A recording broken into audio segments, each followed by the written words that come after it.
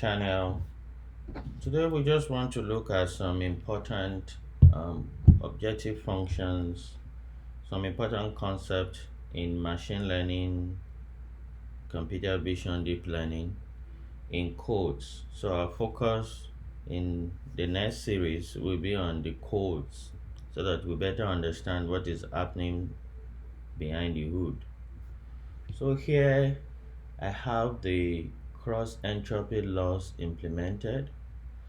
And what the cross entropy loss does as a review is it helps to be able to optimize the objective that if the predicted value, which is represented P, is 0 and the actual value is also 0, then we should get a loss that is 0. If the predicted value is 1 and the actual value is 1, then we should get a loss that is also close to 0. If either of them is 1 and the other is 0, then we should get a very high loss. So that's essentially what the cross entropy loss is. It's majorly used in categorical variables in which we have discrete values. Okay, so here we're actually implementing it just for a binary classification, so in which we can have just two categories, either is 0 or is 1, two classes. This can be extended into the categorical cross entropy loss where you have more than two classes. So let's see how this works. So this is the function. So if y is equals to 1, we're just implementing the standard equation using the numpy. We take the negative log of the predicted value. Otherwise, we just take the negative log of 1 minus the predicted value. It's just as simple as that. So let's see that.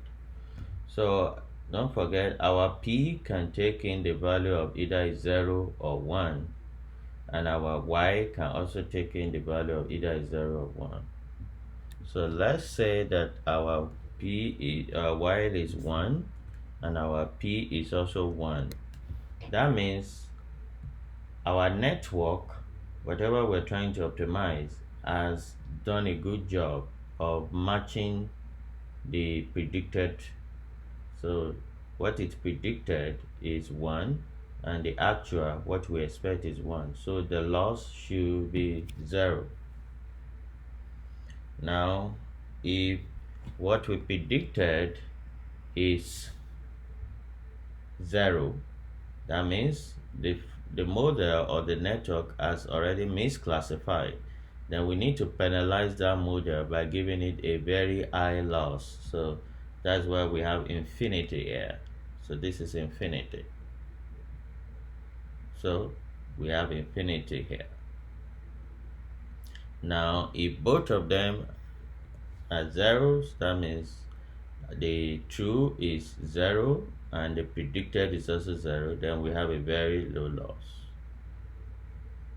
And the final cases will be if we have a 0 here and we have 1 here as a predicted, that means it has missed it, then we are going to have a very high loss. So thank you very much and see you in the next one.